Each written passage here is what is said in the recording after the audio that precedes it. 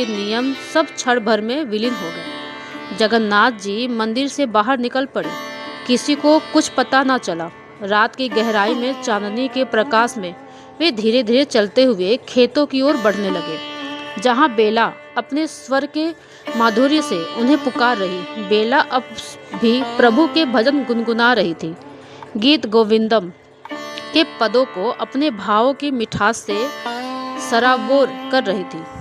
वो कभी झुकती, कभी उठती, बैगन के पौधों के बीच घूमती, पर उसकी चेतना में केवल भगवान ही बसे थे।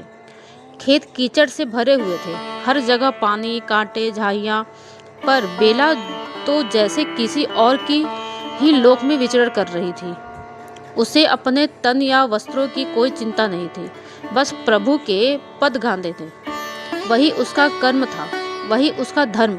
वे बिना कोई आहट किए, बिना कोई संकेत दिए उसके पीछे, ठीक पीछे थे। जब उन्होंने देखा कि बेला की साड़ी कीचड़ में घिसने लगी है, फटने वाली है, तब वे स्वयं आगे बढ़े और करुणा से उसकी साड़ी को पकड़ लिया, जैसे एक माता अपने बालक को कीचड़ से गिरने से रोकती है। अब प्रभु उसके पीछे साड़ी पकड़ के चलते जा रहे थे, कदम से कदम मिलाकर। पर इस दौरान उन्हें अपने वस्त्रों की सुध न रही। उनका पीताम्बर, जो सदैव उनकी दिव्य शोभा का प्रतीक रहा, झाड़ियों में उलझने लगा। कांटे उसे फाड़ते गए, मिट्टी उसे मैला करती गई, पर भगवान रुकने को तैयार न थे। प्रभु को केवल बेला के गीतों की मधुरता सुनाती थी। वे भूल गए थे कि वे कौन है, कहाँ है, क्या धारण किए हैं। उन्हें तो बस प्रेम दिखाई दे रहा था।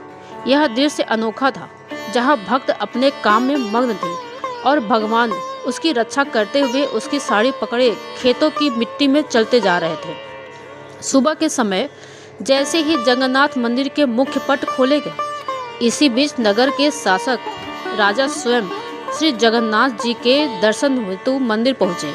वे सदैव प्रभु को नई पोशाक, सुगंधित चंदन और अनुपम श्रृंगार समर्पित करते थे, परंतु उस दिन जैसे ही उन्होंने भगवान के दर्शन किए, उनकी आंखें एक क्षण के लिए ठहर गई। भगवान का पीताम्बर फटा हुआ था, धूल और कीचड़ से चिन्ह उस पर स्पष्ट थे। राजा स्तंभ रह गए। उनका मुख मंडल पहले आश्चर्य से भरा, फिर धीरे धीरे क्रोध से तपने लगा। उन्होंने तुरंत पास खड़े मुख्य पुजारी की ओर तीव्र दृष्टि से देखा और कठोर स्वर में कहा, पुजारी, यह क्या है?